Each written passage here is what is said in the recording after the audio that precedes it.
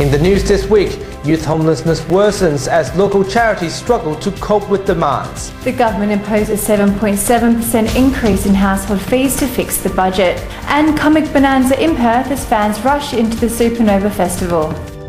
This is the Evening News with Ivan Leung and Danielle Staniskov. Good evening. Youth homelessness is on the rise, with almost half of Australians who are sleeping rough aged under 25 years old. That is despite charities making an effort to create some relief. There are renewed calls for the government to curb the problem by investing more resources. Elise Simic reports. It's an alarming figure that highlights the forgotten youths. Statistics show that 105,000 Australians are homeless, with 42% of those under 25. In our state, almost 4,000 young people are sleeping rough. Any people sleeping rough, young people sleeping rough, anyone sleeping rough is too many. 90% of young people who come through the St Vincent de Paul Centre have experienced trauma, such as domestic violence. A significant number of children and young people who have been involved with child protection become homeless. It's very complex. Other things might happen in the lives, family breakups. There might be issues around affordability, but often kids or young people who are on the street, it does relate to trauma in their life. With youth homelessness on the rise, St Vincent's de Paul's turn away 5 people for every bed they have available. The government agrees support is the key to solving this issue. I think we can do a lot better at making sure that we're joining up our services and providing good support to people. So partly giving them a shelter, but also making sure they get the support that they need to get back on their feet again. Elise Simic for WAMN News. Skyrocketing debt has forced the state government to increase household charges, with electricity prices going up almost 11%. Other fees are set to rise, with plans to claw back some senior benefits. State Treasurer Ben White is confident that these adjustments will improve the budget bottom line. Nelson Liu has more. We were told it would be bad, but now it's about to get even worse. Overall, it is a 7.7% increase on the representative household. Households are set to get hit in their hip pocket from July 1 under new charges to fix the budget. And every part of the community will be looked to put their bit in, to put their shoulder to the financial wheel. Power bills will be hit hardest, with an increase of 10.9% or $169. Water will also go up 6% to $97, while public transport will be up by 11%. Add in the Emergency Services Levy's $9 increase, households will be slugged an extra $438 a year. Not easy decisions, but decisions that we undertook to make. The government says people will have to pay more because of its poor finances, but the opposition says it's unfair for households. I don't know how they justify it when they turn around and said there'll be no new taxes, no tax increases, households can't afford it. They're calling it a massive broken promise. And you'll forget about it in 4 years. Well, don't forget, we won't. Nelson Liu, WAMN News. Youth drivers who want to get their licence will have to drive twice as much supervised hours before the assessment. Taylor Hannah, how much hours will they need? Yes, Ivan, new rules for WA learner drivers requires them to complete 50 hours of supervised driving before they can sit their practical assessment. Transport Minister Rita Safiotti said this will ensure drivers have greater experience and cognitive maturity when attempting their driver's test.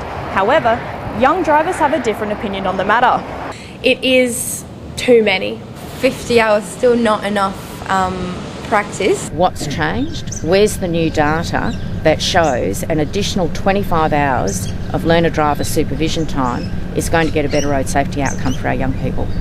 WA's required hours for learner drivers are far less than other states, where they must complete 120 hours before getting their P plates. The changes will come into effect on October 9th. Back to you, Danielle. Taylor, thanks. The Liberal opposition has criticised the Labor government for blocking the bill amendment on mandatory sentencing for meth possession. Under the plan, anyone caught with more than 200 grams of meth would be jailed for at least 15 years. Shadow Police Minister Peter Katsambanis argues the strong penalty will stop the supply of meth. Only by introducing mandatory minimum sentences will we make sure that these criminals are locked away for a long, long time, so they can't continue to trade in misery and they can't continue to treat our community in the horrible way that they're doing at the moment. Perth has experienced a dry start to winter, with rainfall well below the June average. Despite this, we have the wettest day in 30 years this week, with more than 2 millilitres of rain recorded. Meanwhile, the Bureau of Meteorology isn't expecting much more rainfall in the last week of June, which is on par to set a new record of lowest number of rainy days in WA.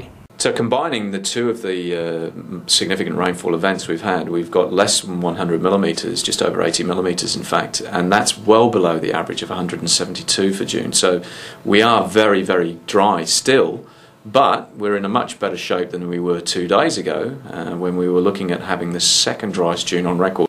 India will overtake China as the highest populated country in 7 years, according to the United Nations.